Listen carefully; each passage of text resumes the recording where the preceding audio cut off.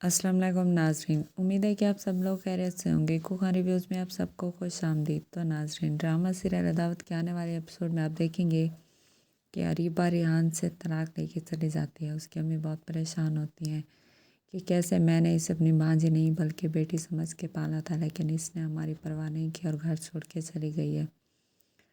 अरीबा ने तो अपनी बेटी मासूम सिनूर को जहर देने की कोशिश की थी और इल्ज़ाम मुझ पर लगाया था और कैद इस घर को कैद समझ के बैठी थी कि मैं कैद में रहती हूँ और कैद बामुशक्क़त से मैं रिहा होना चाहती हूँ। फ़ाद और मारिया की तलाक भी उसने ही करवाई थी और अभी मारिया और अज़त के बीच जो भी दूरियां हैं उसी ने और बेबी ने मिल के करवाई हैं।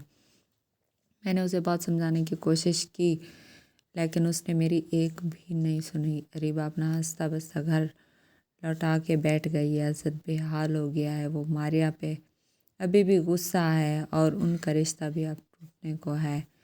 मेरी बेटी मुजरिम ना होने पे भी अपने किरदार की सफाइयाँ देते देते थक गई है, लेकिन असद ने उसकी एक भी नहीं मानी। मारिया को वो अभी भी बेवफा समझता है और उसकी बात पे यकीन नहीं करता। और अगर उसके बच्चे को कुछ हो गया तो मैं किसी को मुंह दिखाने के लायक ही नहीं रहूँगी। असद को फिक्र ही नहीं है कि एक बच्चे के लिए उसके बाप की क्या अहमियत है।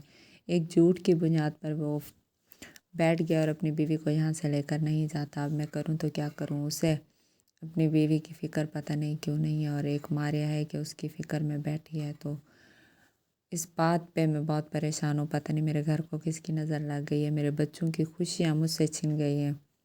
इसी तरह से रीबा बहुत खुश होती है कि वो अब रेहान से आज़ाद हो चुकी है। वो ये बात फ़ाद को बताती है कि मैं अब कैद बामुशक्क़त से रिहा हो चुकी हूँ और रेहान ने मुझे तलाक दे दिया और अब मैं आज़ाद हूँ।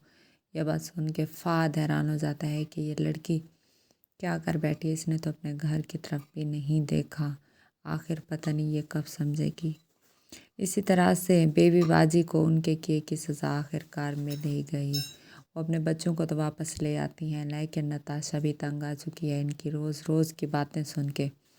वो अब इनके हस्बैंड से शादी कर ही लेती है और इनका सार बहुत खुश होता है कि उनकी लाइफ नए सिरे से शुरू हो चुकी है और वो अपनी ये लाइफ अच्छे से जीना चाहते हैं और वो दुबई में सेटल होना चाहते हैं। लेकिन जब ये बात बेबी बाजी को मालूम होती है तो वो बहुत परेशान होती है। इसी तरह से बच्चे अपने बाबा के पास जब जाना चाहते हैं तो बेबी बाजी मना कर देती हैं कि नताशा ने आपके बाबा को हमसे छीन लिया है।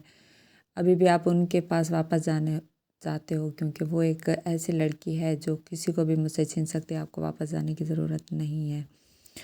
तो उसके भाई कहते हैं कि तुम गलत हो बेबी अभी भी, क्योंकि तुम इतनी लालची औरत हो, सब कुछ तुम्हारे किए धरा है।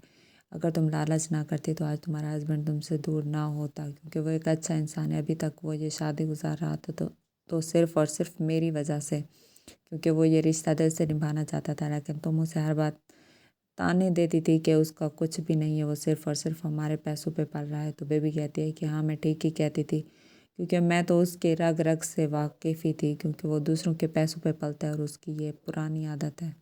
वो कहती है कि नताशा तो थी लूज़ करैक्टर और इनकसार भी ऐसे थे, इसलिए मैं इन पे गुस्सा होती थी कि कहीं ये उससे शादी ना कर ले, लेकिन आज तो उन्होंने सच ही कर दिया। तो इस बात पे अज़त कहते हैं कि बेबी बस कर दो, ये तुम्हारे किए धरा है, क्योंकि अगर तुम लालच ना करती तो ना ही तुम्हारे पैसे डूबते और ना ही तुम्हारे रिश्ते।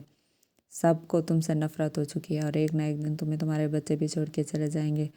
उसकी अम्मी भी उसे समझाती हैं बस कर दो बेबी, क्यों किसी के पीछे लगी हुई हो, अब तो जो होना था वो हो गया। वो कहते हैं कि अम्मी ये सिर्फ़ और सिर्फ आपकी बद्दुआओं का नतीजा है।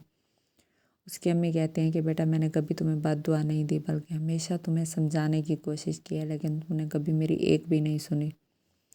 बेबी से ये बात बर्दाश्त नहीं होती। वो नताशा के घर पहुंच जाती है और कहती है कि तुमने मेरे हस्बैंड को कितने में ख़रीदा है, पहले तुम मुझे ये तो बताओ, या इसने तुमसे लालच में आके शादी की है, क्योंकि ये पैसों की खातिर तो कुछ भी कर सकते हैं। पहले ये मेरे घर पे पलते रहे, अब इसने तुमसे शादी की ताकि इन्हें अच्छी सी गाड़ी और बिजनेस मिल सके, इसलिए तुमसे शादी की। तो वो कहते हैं कि नहीं ऐसी बात नहीं है, ये बहुत अच्छे इंसान है, तुमने इन्हें समझने में बहुत बड़ी गलती कर दी है बेबी। इनकसार को गुस्सा आता है और कहते हैं कि रस्सी जल गई मगर बल फिर भी नहीं गए तुम्हारे बेबी। तो वो कहती है कि तुम्हें सिर्फ़ और सिर्फ अब नताशा को तलाक देनी होगी, लेकिन तुम इसके साथ नहीं रहोगे। तो वो कहता है कि मैं अब ऐसा नहीं करूँगा, अगर मैं डिवोर्स दूँगा तो सिर्फ़ और सिर्फ बेबी तुम्हें, क्योंकि मैं थक चुका हूँ ये रिश्ता निभा के क्योंकि तुमने तो वैसे भी नहीं समझना, तुम्हें तो कोई भी मुखलिस इंसान मिले तो मुझसे बेवफाई समझती हो। तो नाजरीन ये सब आप देखेंगे आने वाले एपिसोड में। और अगर अभी तक आपने मेरे चैनल को लाइक और सब्सक्राइब नहीं किया तो कर दें, ताकि तमाम मज़ीद आने वाली वीडियोज़ आप देख सकें। तब तक के लिए अल्लाह हाफ़िज़।